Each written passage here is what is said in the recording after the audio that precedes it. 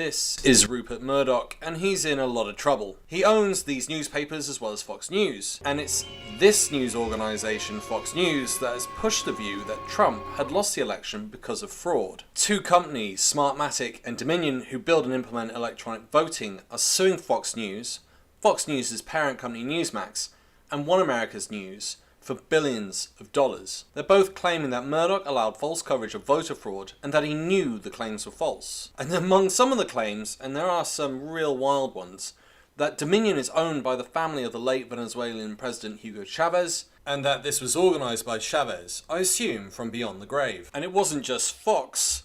These claims were also put forward by Rudy Giuliani. Not a singular voter fraud in one state.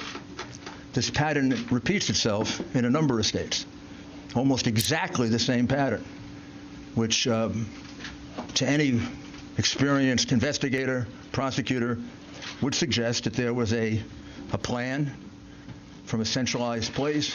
If you'd like to learn more about this, why don't you check out my video, Capitol Riots, which is available in the description below, and there'll be a link at the end. This is what Trump's soon-to-be-fired lawyer, Sidney Powell, had to say. What we are really dealing with here and uncovering more by the day is the massive influence of communist money through Venezuela, Cuba, and likely China. All of whom were supporters and employees of the Trump campaign. But obviously the main focus is on Fox News, so let's have a listen to Fox News presenters saying one thing in 2016 when voter fraud was claimed, and 2020 when voter fraud was claimed. Obviously, 2016 Trump wins, 2020 Trump loses. So the idea is that Russia somehow got into the software that runs the voting machines and manipulated the results. Is there any evidence that's true? I mean, I'm not saying, like, I'm always open to evidence, but that seems insane to me, and we shouldn't suggest it unless we have actual evidence. At this stage, the fraud that we can confirm does not seem to be enough to alter the election results. We should be honest and tell you that. Of course, that could change. We don't know how many votes were stolen on Tuesday night. We don't know anything about the software that many say was rigged. We don't know.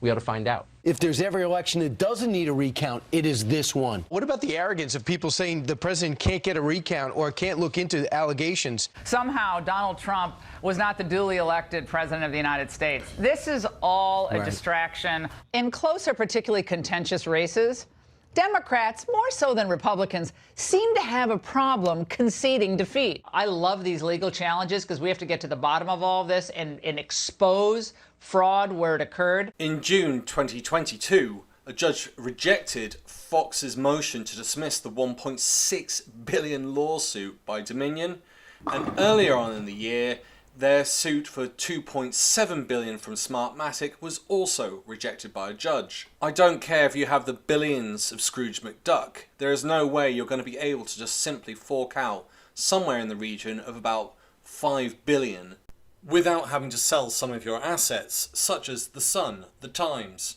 or even Fox News. And this is why I feel Murdoch is in deep doo-doo. When rejecting the dismissal by Fox of the case, the judge stated that Dominion had adequately pleaded actual malice with respect to Murdoch and Fox Corporation. And it gets better because some of the defense is just beyond a joke.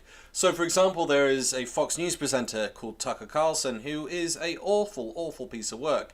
And the way I can say that and justify it is because his own company says the same about him. As part of Fox's defense, they have actually argued that no one with the right mind would actually follow anything that Tucker Carlson said on TV. That's their defense. Somehow, I don't think that's going to hold up in court. The judge for the Dominion case went even further and said that these allegations support a reasonable inference that Rupert and his son either knew Dominion had not manipulated the election or at least recklessly disregarded the truth when they allegedly caused Fox News to propagate its claims about Dominion. Whatever happens, Murdoch is in a lot of trouble. And it won't end there, because if Murdoch loses this case, it means that all that information was false, it'll be out in the press, and it'll be across the United States, meaning that Donald Trump will go from this to something hopefully more like this. Before I say a big thank you, there's a couple of clips at the end all about Fox, but in the meantime, thanks for listening, and thank you to all of my Patreon and YouTube supporters. You help keep this channel growing and going. Now, to your right, you'll see 30th Century Fox Studios.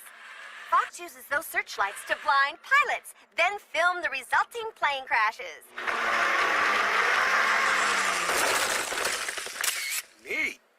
Eddie. Why has God forsaken us?